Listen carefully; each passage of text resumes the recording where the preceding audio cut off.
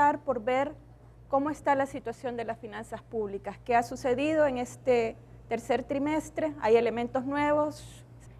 Comenzamos por presentar las cifras fiscales de enero a septiembre para ver qué está sucediendo. Como vamos a ver más adelante, por el lado de los ingresos vamos a observar una desaceleración, pero están creciendo y todavía los ingresos están creciendo a tasas de más de 2 dígitos, no así los ingresos tributarios que ya dejaron de crecer a tasas de 2 dígitos y están creciendo a una tasa de 1 dígito. En enero-septiembre del año pasado estaban creciendo a 11% y en enero-septiembre de este año tenemos 8.6%. Tenemos 8.6%. Esto no quiere decir que se estén reduciendo, están aumentando. Lo que pasa es que están creciendo cada vez menos. Y en los gastos tenemos un crecimiento de únicamente 4.6%. Dentro de los gastos es positivo el aumento en el gasto de capital, tenemos que resaltar eso como un hecho positivo, que aumentó 14.5% y es un aumento mayor que el que se tenía en el mismo periodo en años anteriores. Aunque la inversión todavía es baja y en los años anteriores había estado baja, este año aumentó, pero obviamente se necesita un aumento más en la inversión del gobierno, pero es un hecho positivo. ¿Y cuál es el resultado de este crecimiento de los ingresos y del crecimiento en los gastos en esta forma? Vemos que si observamos el déficit, este presenta una reducción de 24.9%. Entonces, ¿cómo es que estamos diciendo que las finanzas están débiles, están frágiles y se están deteriorando? Si nosotros nos fijamos únicamente en las cifras de enero y septiembre, lo que nos dice es una reducción del déficit. Y lo que está distorsionando aquí son todos esos pagos que están demorados, esos atrasos que tiene el gobierno y que han hecho que se contengan los gastos de una manera que pudiéramos decir artificial. Pero ya vamos a ver que el mismo gobierno nos está diciendo que el déficit para este año va a aumentar. Entonces, esta reducción que vemos aquí es temporal debido precisamente a que hay notas de crédito que no se han hecho efectivas y que según cifras del gobierno serían unos 37 millones. Hay pagos pendientes a proveedores que también el gobierno dice que son 61 millones. Hay atrasos en devoluciones de impuestos que no tenemos una cifra exacta. Hay demoras en asignaciones a instituciones que hemos visto que incluso han demorado pagos a subsidios, pagos a salarios, y esto sin considerar los pagos pendientes que pueda tener ANDA o CEL, pero nos da una idea de que estos son pagos que deberían de haberse hecho efectivos y que por falta de efectivo el gobierno no los ha hecho, y en ese sentido las cifras de enero a septiembre no reflejan a cabalidad lo que está pasando en las finanzas públicas. ¿Qué va a pasar en esos últimos 3 meses, de octubre a diciembre de este año? Si tomamos la cifra que el mismo gobierno nos indica, nos dice que en el 2012 vamos a tener un déficit de 958.8 millones, más o menos. Y el año pasado esta era de 906 millones. Entonces, sí va a haber un aumento en el déficit, y más o menos el año pasado tuvimos un déficit de 3.9%, este año va a estar alrededor de 3.94%, es decir, un déficit alto. Para que se llegue a ese déficit, lo que sucede es que en estos 3 meses se van a hacer efectivos muchos de los pagos que no se han hecho por falta de efectivo. A los 958 millones que va a ser el déficit, cifras oficiales para este año, le restamos el déficit que teníamos acumulado, se recuerdan en el cuadro anterior, a septiembre, de enero a septiembre, de 465 millones, y nos da que este sería el financiamiento que se va a requerir en los últimos 3 meses, en el último trimestre.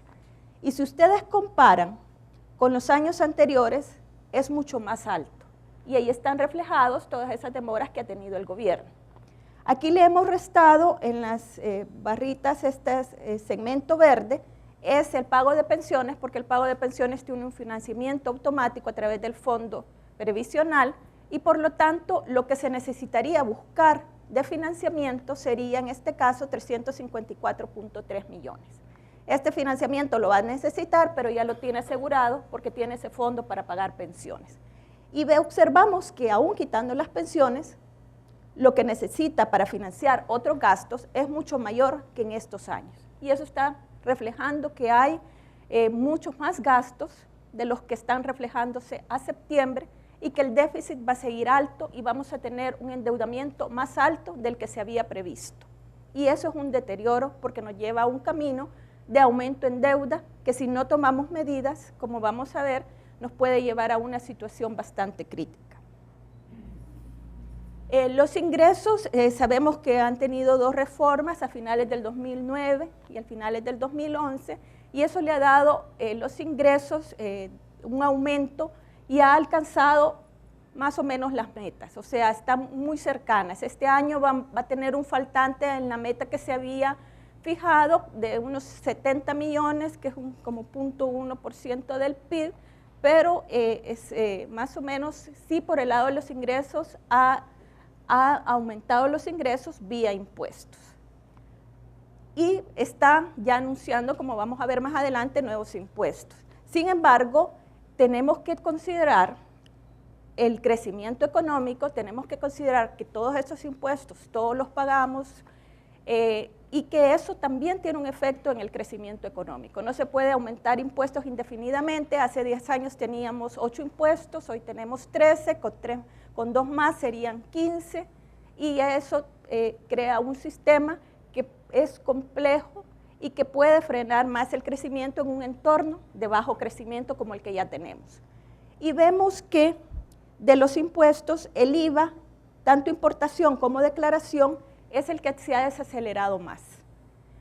Y eso está muy relacionado con la actividad económica. El IVA es un impuesto a todas las compras de bienes y servicios, y en ese sentido nos está reflejando que le está pasando factura a la recaudación tributaria. De nuevo repito, no quiere decir que lo que está recolectando está disminuyendo, sino que el aumento es cada vez menor.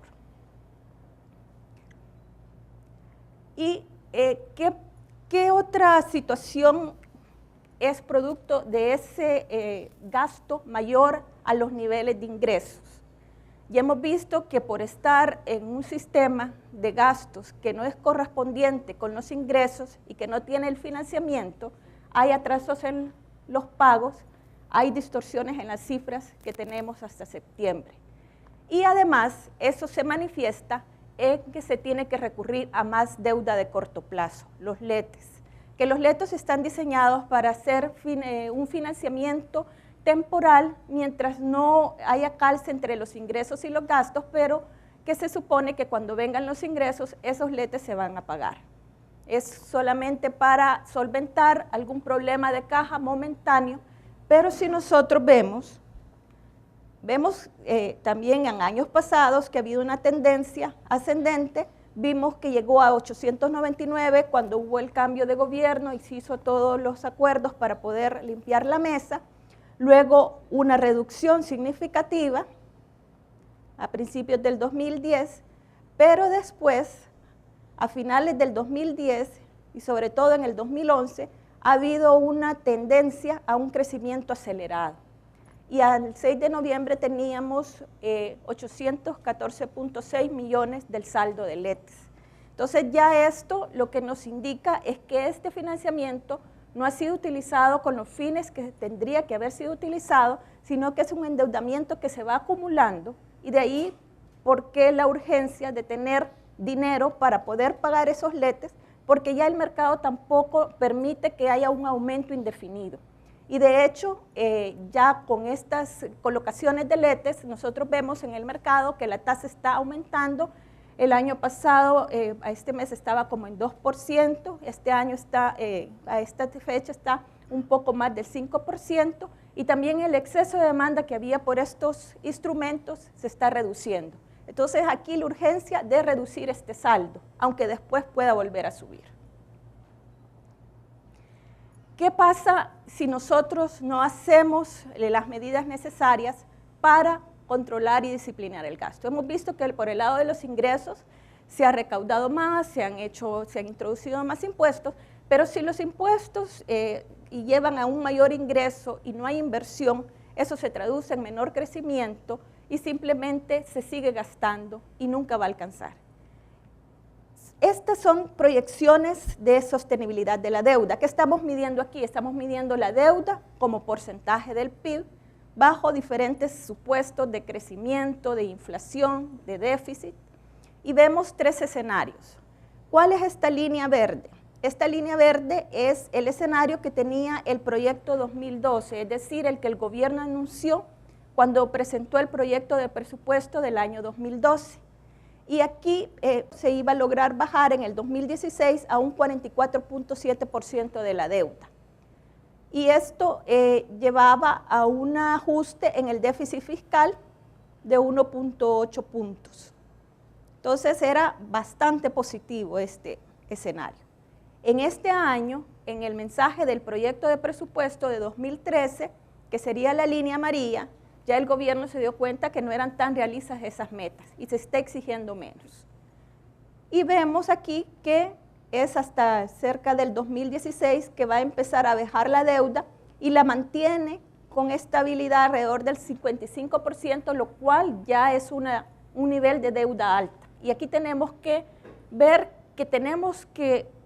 ver ingresos, pero que es importantísimo ver cómo estamos haciendo los gastos y además estimular el crecimiento de la economía. Son tres factores claves para que nosotros podamos lograr reducir el déficit y reducir la deuda del país.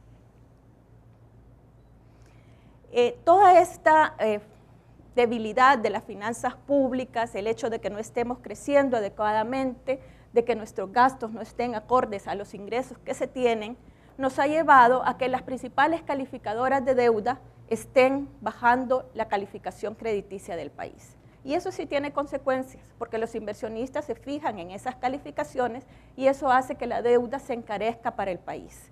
Si tenemos una calificación, si nos dan un grado menor, eso implica que hay más riesgo para invertir en el país y los inversores van a pasar la factura, van a pedir que se les pague más interés. Vemos que desde el 2009, aquí tenemos Fitch Ratings y Standard & Poor's en el eje izquierdo y que desde el 2009 empezaron a degradar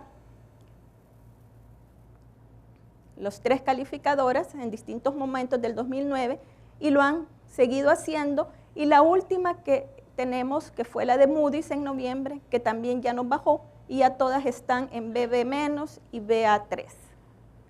Entonces, no es que las finanzas puedan estar separadas de los otros aspectos de la economía.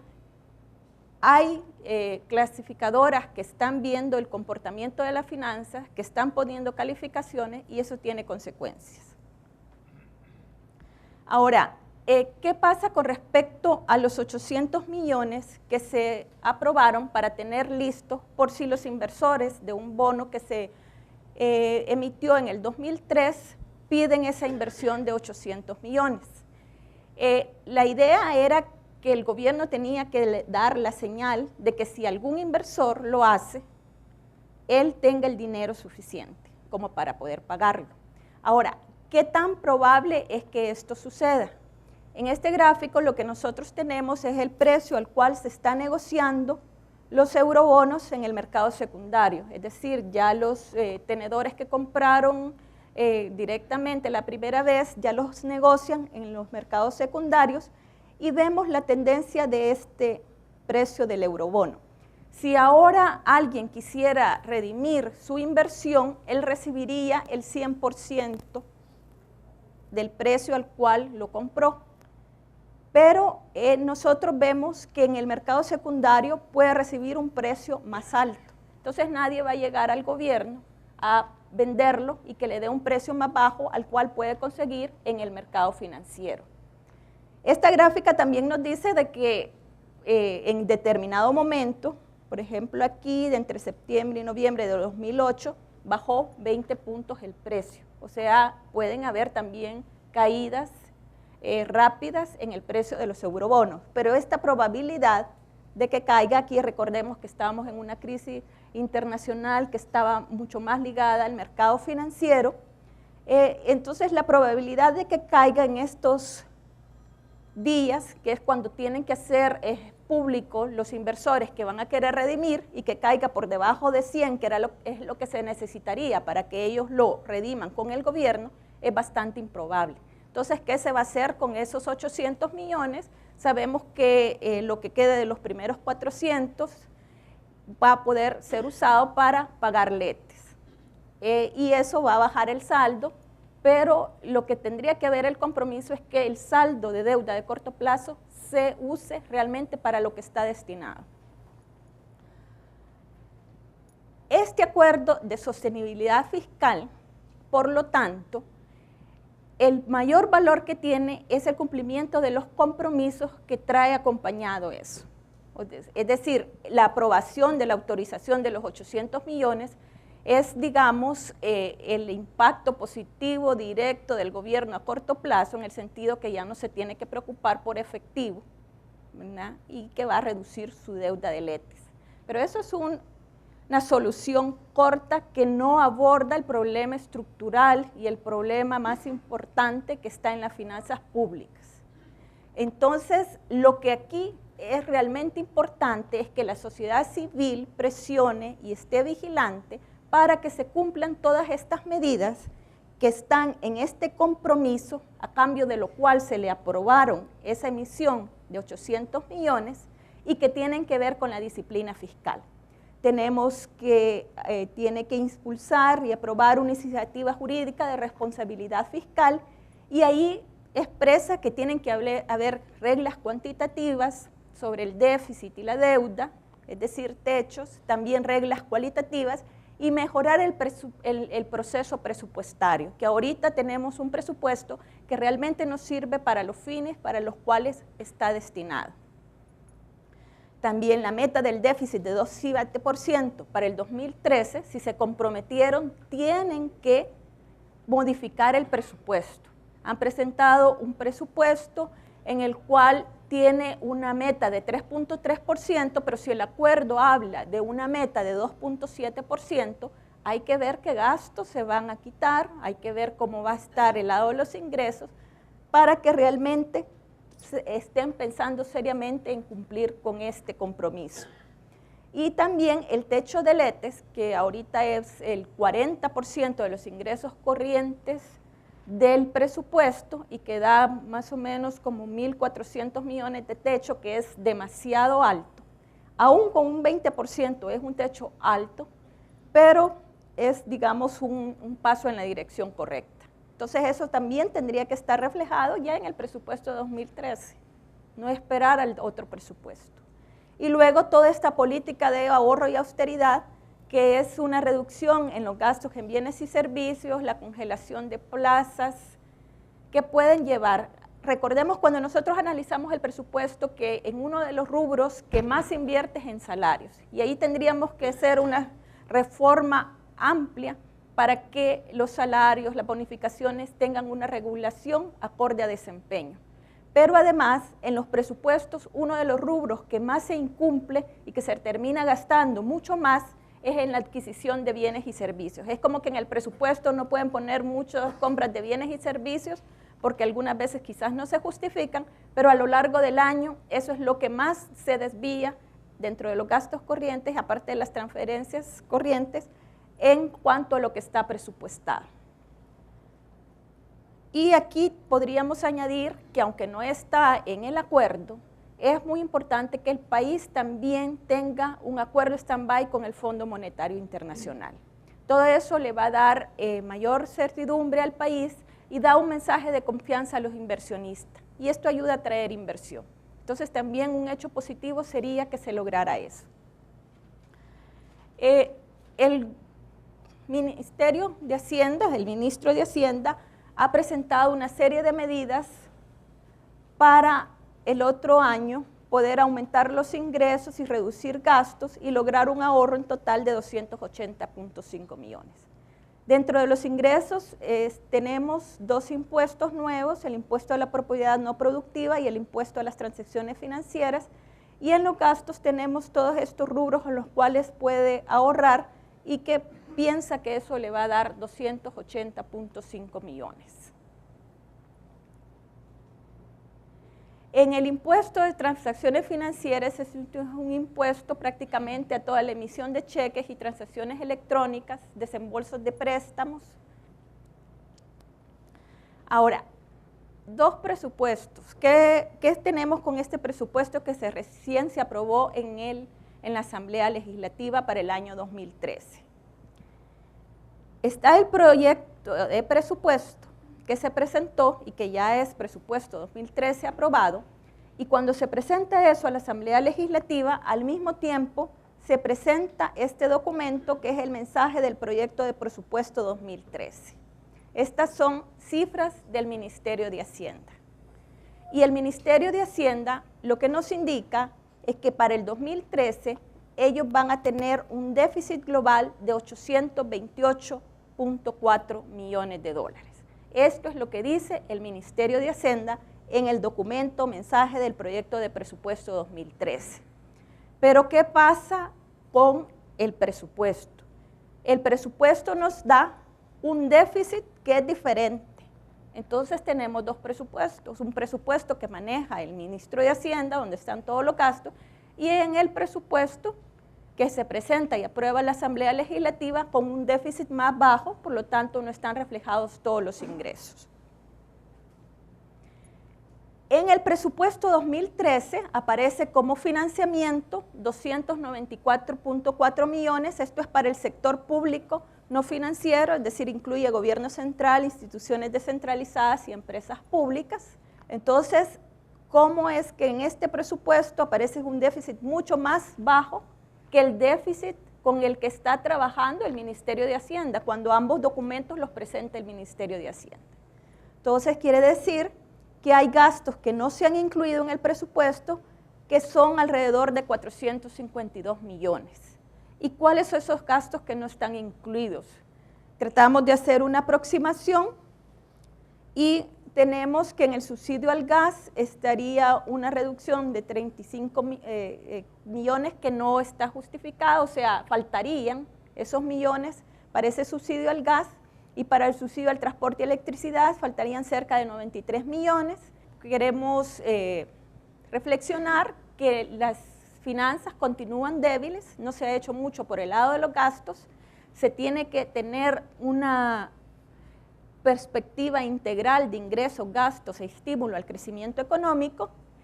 No se logrará reducir el déficit fiscal en el 2012, va a haber un déficit siempre alto, la deuda va a aumentar, y esto, si no tomamos medidas, nos va a pasar factura en el futuro.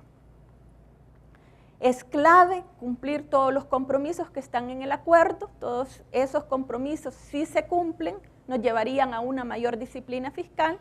Es importante las leyes, pero más importante todavía es tener la voluntad política para que las leyes se cumplan. Y el presupuesto 2013, por lo que dijimos, no refleja la realidad. Hay dos presupuestos y se ha aprobado un presupuesto que no refleja la realidad.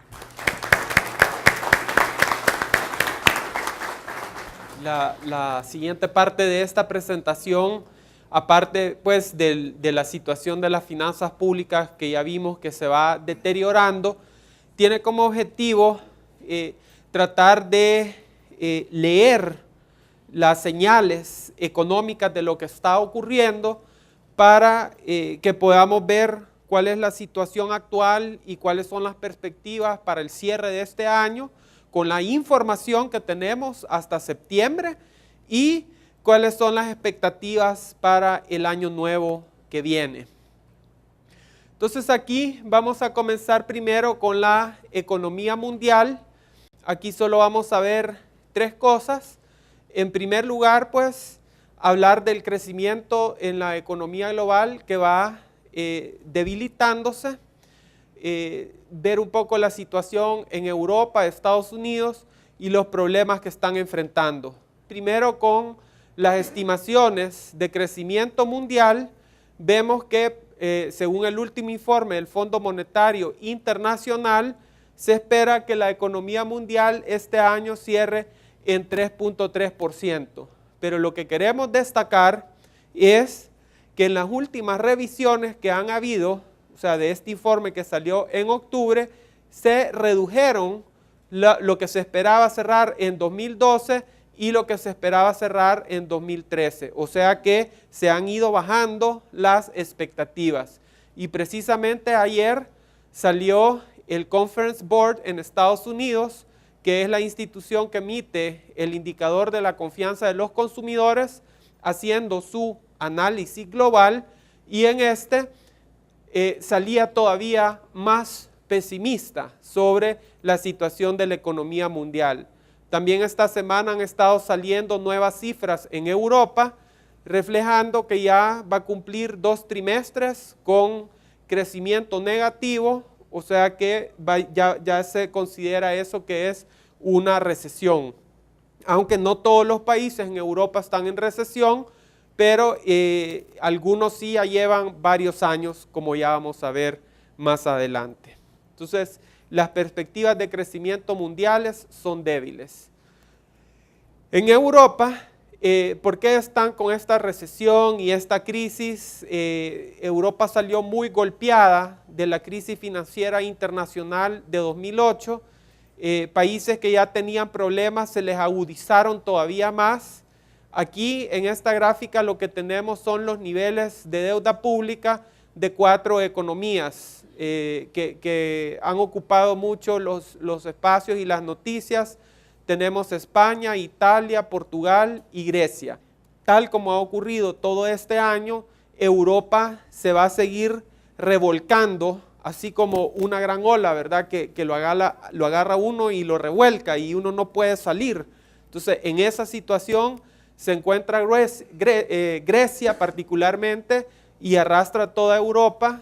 Entonces, pues la expresión suena un poco rara, pero ahorita están dándose una gran revolcada, ¿verdad? Y no logran resolver el problema. Entonces, allá va a seguir Grecia y Europa en esta situación muy complicada. En Estados Unidos, pues el tercer trimestre mejoró el crecimiento, pero la situación tampoco está como muy optimista. Ellos están enfrentando aparte de las dificultades mundiales, y bueno, Estados Unidos sí tiene quizás su posición económica más sólida que Europa, y la posición de los consumidores también está mejor, y los niveles de confianza. Por lo tanto, se espera que mantenga cierto nivel de crecimiento. Pero el riesgo en Estados Unidos es el tema del abismo fiscal que enfrentan a partir del 1 de enero el próximo año. Este abismo fiscal lo que implica tiene mucho que ver con la reducción del déficit. Estados Unidos actualmente tiene un déficit fiscal que anda alrededor de 7%, o sea, nosotros nos preocupamos aquí porque andamos en 4%, pero Estados Unidos es 7%, una deuda pública de 70%, y en los próximos años, los próximos 10 años, si no se hace ningún ajuste, el déficit fiscal en Estados Unidos se va a mantener arriba de 5% del PIB, y la deuda pública va a crecer de 70% a 90% del Producto Interno Bruto. Entonces, tienen que hacer algo, tiene que haber un ajuste fiscal. Esto lo iban a hacer el año pasado, pero republicanos y demócratas no se pudieron poner de acuerdo. Entonces pospusieron las soluciones hasta finales de este año, que era un año electoral. Entonces todo el año no se pusieron de acuerdo. Ya pasaron las elecciones de noviembre en Estados Unidos. Los demócratas salieron fuertes, pues ganó otra vez la presidencia Barack Obama. Con esos votos que obtuvo, se siente más fuerte para negociar y mantuvieron el Senado. Pero el Congreso sigue en manos de los republicanos, o sea que el debate va a continuar. Esta gráfica que pongo aquí es la historia de las tasas de impuestos sobre la renta mínimas y máximas en Estados Unidos, para tener una perspectiva de la discusión de lo que está ocurriendo allá. Comenzamos desde 1913, que se tiene el impuesto sobre la renta. Hubo periodos en que las tasas máximas anduvieron por 90%, Luego aquí en los 80 hubo reducciones de las tasas máximas, que fue la época del presidente Reagan, y finalmente quedaron las tasas de impuestos sobre la renta por varios años cerca de 40%. Cuando entró el presidente George Bush, al principio hizo una reducción en los impuestos, en las tasas mínimas y máximas, que es esta gradita que está aquí. Pero esta reducción era únicamente por casi 10 años y expiraban el año fiscal 2011. Pero entonces no expiraron en 2011 porque se pospuso esta exención, esta reducción temporal en los impuestos hasta este año. O sea que llegamos hasta aquí y automáticamente el 1 de enero suben 5 puntos la tasa de impuestos sobre la renta, automáticamente. Hasta el momento, con este crecimiento de cerca de 2% en Estados Unidos y una reducción en las tasas de desempleo, aunque lenta, aquí podemos ver, por ejemplo, la tasa de desempleo hispana, cómo se ha venido reduciendo de cerca de 13% que llegó en momentos de la crisis, se ha venido reduciendo y ahorita está a 10%. Eso ha favorecido de alguna manera el retorno del crecimiento de las remesas familiares a El Salvador. Aquí pueden ver ustedes cómo teníamos tasas de menos 10% en 2009 y ahorita andamos por unas tasas cercanas al 7% en el crecimiento de las remesas familiares. Entonces este ha sido un año bueno desde ese punto de vista, que ha logrado amortiguar la caída en los ingresos de los hogares salvadoreños y les ayuda a mantener su poder de compra. Entonces este es, como digamos, el único factor positivo que podemos ver desde afuera. Pero pensando en perspectiva, las remesas no van a crecer a 10, a 15%, como crecieron en algunos momentos, incluso llegaron a crecer 20% en algunos años. Esto no va a ocurrir el próximo año. Se concluye lo que está pasando en la economía mundial, pues que tenemos esa perspectiva negativa. Para lo que está ocurriendo internamente, entonces vamos a ver aquí 3 cosas. Primero vamos a ver cuál es el desempeño de los indicadores reales de la actividad económica en general. Luego vamos a tratar de entender por qué tenemos ese desempeño, por qué no se genera más inversión, y luego vamos a ver algunos indicadores externos de qué es lo que está ocurriendo con nuestra demanda de nuestros productos y cómo está también nuestra demanda interna, para tratar de entender por qué no estamos creciendo como quisiéramos. En primer lugar, tenemos aquí el indicador de la actividad económica, el indicador mensual de la actividad económica en los países centroamericanos, los 5 países de la región centroamericana. Todos compartimos el mismo entorno internacional. O sea que la pregunta es, ¿por qué El Salvador, si comparte el mismo entorno que sus vecinos, no crece igual que sus vecinos? O sea, todos se recuperaron, están creciendo a tasas de 4% para arriba, mientras que El Salvador desde el año pasado tuvo una disminución en el ritmo de la actividad económica y se ha mantenido a niveles muy cercanos al 1%. Entonces hay una diferencia, pero no tiene que ver con el entorno internacional, tiene que ver pues con lo que está pasando adentro de El Salvador. ¿Cómo nos estamos desempeñando en este tercer trimestre? Aquí tenemos nosotros 2 indicadores. El verde es el crecimiento del PIB trimestral según los datos y cifras oficiales. La línea azul es el indicador de ventas de FUSADES de la encuesta de dinámica empresarial.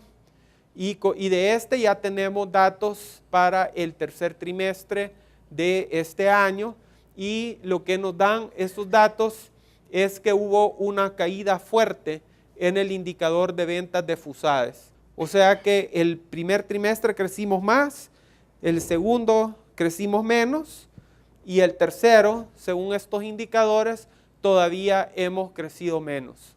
Entonces, nosotros esperamos de que este año vamos a acabar con una tasa de crecimiento de alrededor de 1%. Y no digo 1% exacto porque, o sea, eso lo vamos a saber muchos meses después cuando se publiquen las cifras del Banco Central de Reserva. Pero lo que nosotros observamos es que estamos creciendo a niveles muy bajos y que la tendencia es a todavía desacelerarse más. Luego, la pregunta es, ¿y por qué? ¿Y por qué no crecemos? Entonces aquí les recordamos indicadores que hemos observado este año. Recientemente pues se publicaron los indicadores de competitividad global del Foro Económico Mundial, y lo que vemos desde 2003, una tendencia a ir retrocediendo en las posiciones internacionales de competitividad. De la posición 48 en 2003, ahora estamos en la posición 101. Estos son indicadores que reflejan muchas cosas. Por ejemplo, el índice de competitividad global hace preguntas sobre la infraestructura, hace preguntas sobre la corrupción, sobre el uso de los recursos públicos, hace preguntas sobre la facilidad para hacer los negocios, etc. Entonces son encuestas que preguntan muchas cosas y las condensan en un índice. Y en esos índices hemos retrocedido. O sea que ha habido un deterioro en la competitividad y en los climas de inversión. FUSADES también tiene su propia encuesta, la encuesta de dinámica empresarial, y ahí se pregunta sobre la percepción del clima de inversión. Entonces esta gráfica refleja los datos desde 2004 y incluso podemos irnos hacia atrás, hacia 2001, y nunca tuvimos un clima de inversión tan negativo como el que tenemos desde 2008. O sea que ha habido un deterioro del clima de inversión. Cuando se le pregunta a los empresarios que han contestado que el clima de inversión es negativo y se les pregunta por qué, entonces encontramos que hay dos factores que han predominado en los últimos años. Aquí tenemos el de la delincuencia y el de la incertidumbre. En los últimos 2 trimestres, el de la delincuencia ha bajado y el de la incertidumbre ha subido. Los otros dos factores son el bajo nivel de la actividad económica, que es el que hemos experimentado este año, y en cuarto lugar, la falta de inversión. Pero quiero señalar que así como aumentó la incertidumbre en los últimos 2 trimestres, en el último año ha habido un fuerte deterioro en el tema de la inseguridad jurídica. O sea, ha ido pasando de la 7ª posición como factor que explica un clima de inversión negativo, pasó a la 6ª a principios de año, luego a la 5ª y ahora a la 4ª. Entonces todo eso refleja este conflicto que ha existido institucional entre los diferentes órganos del Estado, la crisis en la sala de lo constitucional, la no elección del fiscal, el choque que existe en los medios de comunicación entre el sector privado y el sector público. Entonces todo eso crea un clima muy negativo. Y si nos vamos a ver cuáles son los indicadores que disponemos de la inversión, entonces tenemos por ejemplo aquí las importaciones de bienes de capital. O sea, vemos que hubo una caída durante la crisis de 2008-2009, hubo una caída, niveles casi de menos 30%, Luego se recuperó un poco en el 2010, 2011, pero de mitad de 2011 en adelante se ha venido desacelerando la importación de bienes de capital. Y hoy estamos con saldos negativos. O sea, ese es un indicador pequeño pues de la inversión privada, pero nos indica que hay una tendencia negativa en la inversión privada. Otro dato que tenemos es el de la inversión extranjera directa. Aquí también nos comparamos con nuestros países vecinos y vemos que El Salvador, de los 5 países, es el que ha recibido menos inversión extranjera en los últimos 4 años. Estos solo son datos del primer semestre, que son los datos disponibles hasta la fecha, y los hemos comparado con el primer semestre de cada año. Hubo un pequeño repunte en el 2011, pero volvió a caer en el 2012. Fue una caída de 60% en el primer semestre. Entonces, sí estamos recibiendo inversión extranjera directa, pero estamos recibiendo menos que el año pasado y menos que nuestros países vecinos. Entonces, aquí nosotros observamos pues que no solo es el clima de inversión, sino que eso tiene efectos reales. Tiene efectos reales sobre la inversión y sobre la generación de empleo y sobre el crecimiento económico.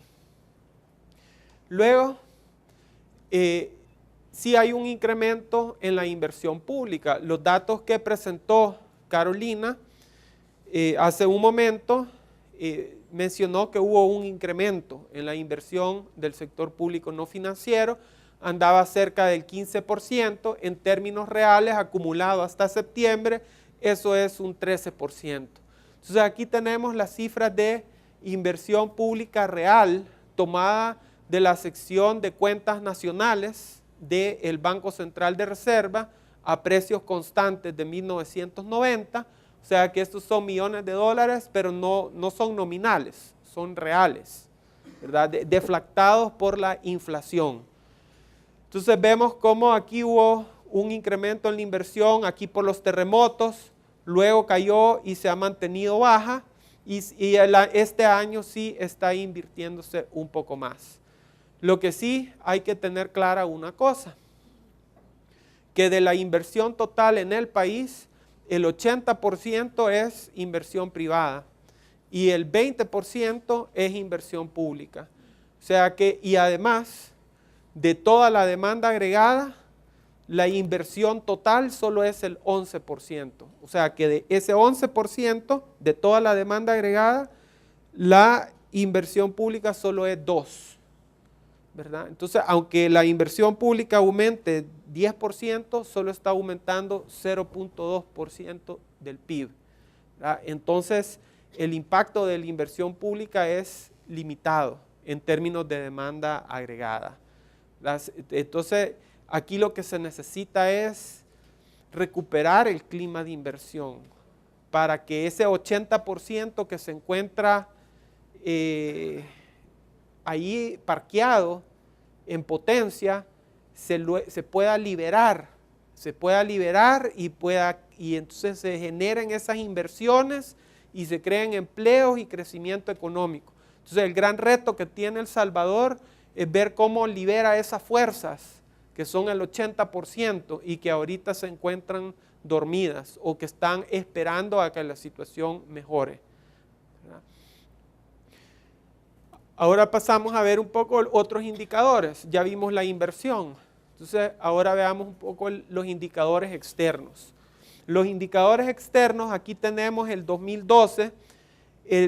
La barrita chiquita son las exportaciones, las grandes son las importaciones y la diferencia es el déficit de la balanza comercial.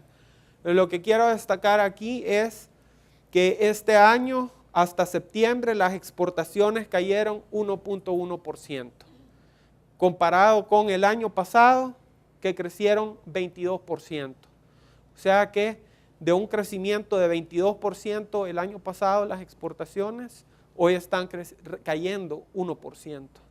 Y lo mismo ocurre con las importaciones.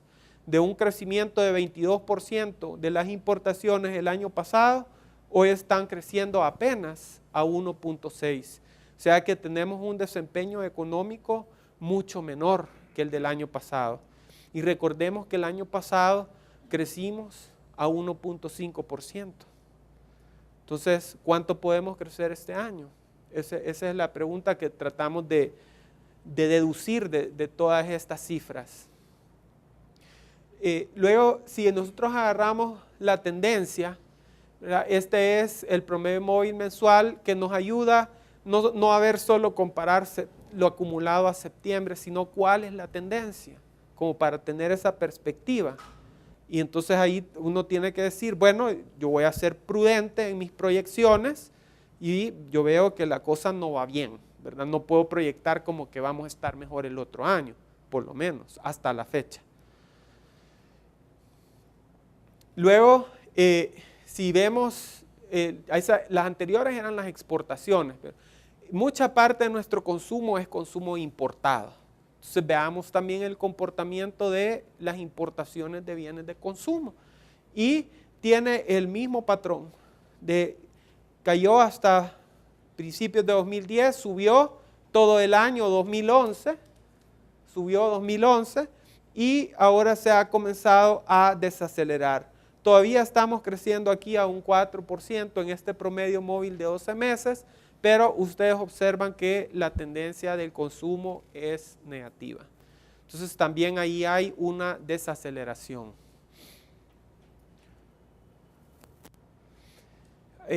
¿Por qué se está desacelerando el consumo? Si ya vimos que las remesas familiares han crecido y han favorecido. Uno de los factores que nos ha afectado mucho el crecimiento, aunque igual en los otros países, pero en una economía que no crece, pues el golpe se siente más duro, es el incremento en los precios del petróleo. Entonces, si ustedes miran aquí, estas barritas reflejan cuánto se ha incrementado cada año. Y este año hubo un incremento hasta septiembre de 217 millones en la factura petrolera. O sea que ahorita la factura petrolera es 1.559 y es más alta que la que tuvimos en 2008, cuando hubo un boom de precios de petróleo, había una burbuja especulativa y la economía mundial todavía no había entrado en esa crisis y entonces estábamos pagando un precio sumamente alto por la energía. Y nuevamente hoy, poco a poco, el precio de la energía ha ido subiendo. Y digo energía porque no solo es gasolina, ¿verdad? El petróleo también, aquí 50% de la generación eléctrica es térmica, o sea que se produce con petróleo también. Entonces nos sube también el costo de la electricidad y el costo de producción en la industria y reduce la competitividad, reduce los términos de intercambio, entonces es un shock negativo a la economía. Y desde el punto de vista de los consumidores también reduce el poder de compra. Entonces ahí hay un impacto negativo sobre el consumo. Entonces, resumiendo, pues aquí hay tres componentes importantes de la demanda agregada: el consumo, la inversión y las exportaciones. Esto es los promedios en cuentas nacionales. El consumo es el factor más grande, anda en 70%, la inversión en 11% y las exportaciones en 18%. Entonces vemos aquí, en el caso de la inversión, el año pasado, en 2011, la inversión creció 11%, pero este año se está reduciendo, ¿verdad? Yo no tengo el dato porque eso se va a publicar hasta 31 de marzo del otro año, cuando termine el año y se hagan las estadísticas. Pero si el año pasado crecimos 11%, ahora se ve una disminución, ¿verdad? El caso del consumo, el año pasado creció 2.5%, pero también tiene una tendencia negativa, y las exportaciones, que el año pasado crecieron a casi un 20%, hoy andan con cifras negativas. Entonces, si el año pasado crecimos 1.5, este año vamos a crecer menos. O sea, y la tendencia es bastante clara. Entonces, ¿qué podemos concluir de este panorama? ¿Qué perspectiva nos puede dar? En primer lugar, pues, que tenemos una tasa de crecimiento más baja que la del año pasado, con una tendencia negativa.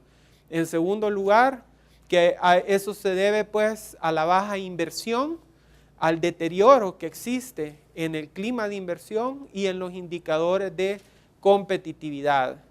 Y, asimismo, el otro año no podemos esperar que el sector externo se vaya a convertir en un motor del crecimiento económico por el entorno internacional y por las tendencias que hemos observado. Y finalmente se mantiene el deterioro en las finanzas públicas. O sea, las señales de las decisiones que se toman, de las cifras que observamos, no son señales positivas. Entonces ahí hay un deterioro que aumenta la incertidumbre, que aumenta la inestabilidad macroeconómica. Entonces las perspectivas para el otro año son negativas. Pero no quisiera cerrar yo así como, bueno, ¿y entonces qué hacemos, verdad? O sea, yo creo que ayer tuvimos una entrevista en la televisión y me gustó una pregunta que hizo el entrevistador, y es ¿por qué unos países sí crecen y otros no, si tenemos el mismo entorno? Entonces yo me recordé de un libro que sacó Daron Acemoglu y James Robinson, donde ellos tratan de entender este tema del crecimiento y ocupan mucho la figura de comparar países que tienen las mismas condiciones. Entonces, por ejemplo, Corea del Norte y Corea del Sur, hace 50 años, o sea, eran iguales, eran idénticas, pero estaban en el mismo entorno, los mismos recursos, la misma población, pero con el mismo entorno, un caso es exitoso y el otro no es exitoso.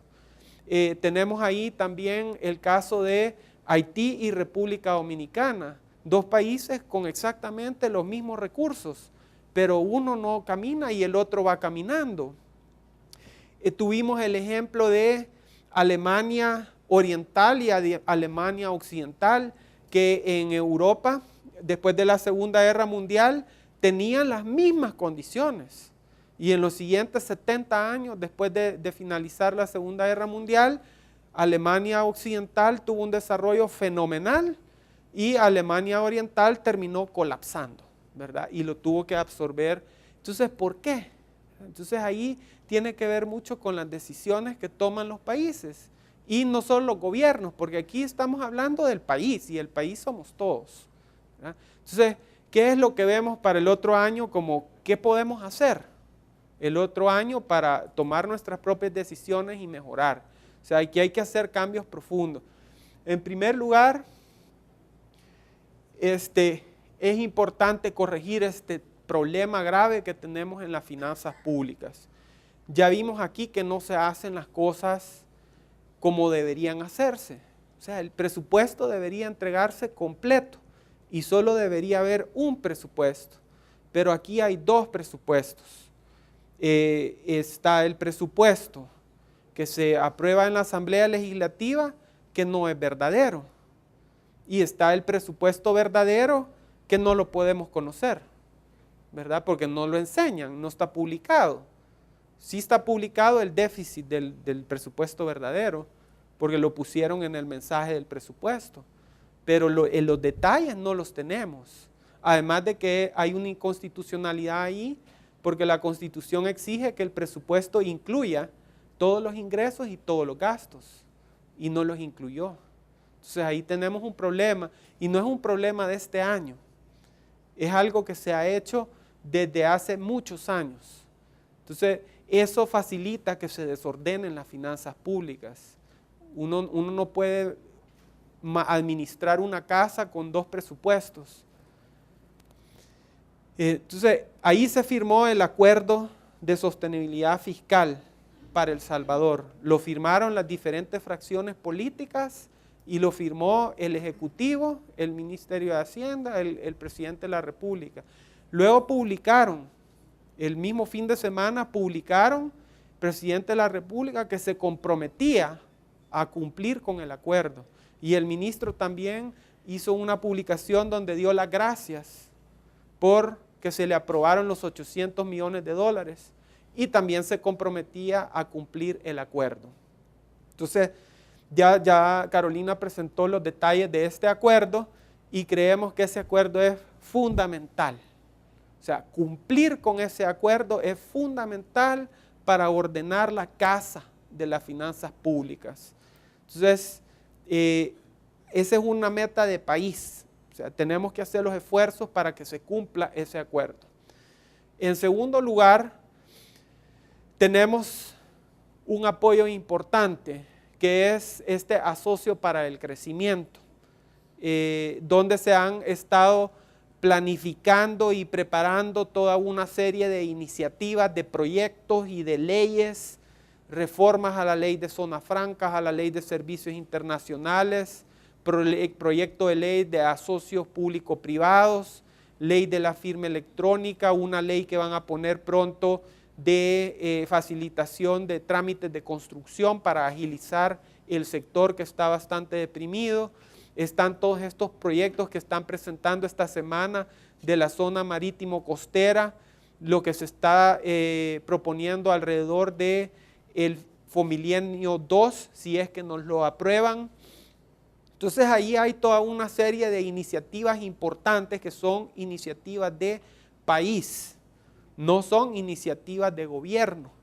Y eso lo tenemos que entender y por lo tanto se debe de buscar un encuentro entre el sector público y el sector privado, porque ahí están las oportunidades y ahí está la puerta para salir del bajo crecimiento económico, para que reactivemos esa inversión, ese 80% que está congelado y que se tiene que despertar para que se generen empleos y crecimiento económico y progreso y que eso se mantenga en el largo plazo.